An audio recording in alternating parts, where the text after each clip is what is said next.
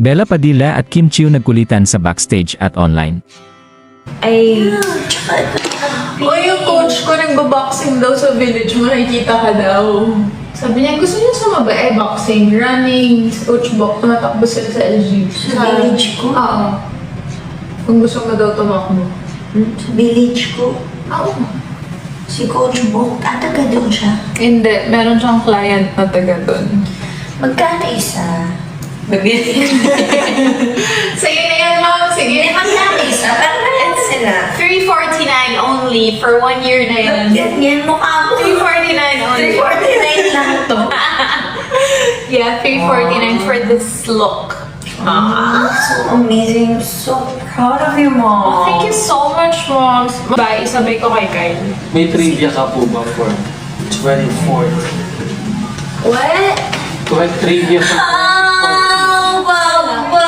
Oh. Bibigyan mo ako ng sa... trivia. Sige po. Parang may copy lang. Pwedeng paiklihan siya at depende lang sa kung paano niya sasabihin. Okay.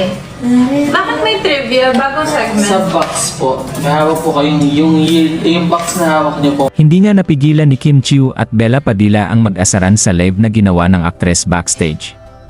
Napag-usapan nila ang coach kung saan tinanong ni Bella si Kim kung gusto nitong sumabay sa jogging. Hindi agad nakasagot si Kim Chiu dahil alam naman natin kung sino ang kasama nito sa jogging everyday. Nag-change topic naman si Kim Chiu at sinuportahan ang bagong negosyo ni Bella Padilla na kaka-launch lang noong isang araw. Isa itong makeup brand at tiyak matutuwa ang mga netizens sa ganda ng formulation ng produkto. Game na game naman itong prinomote ni Kim Chiu.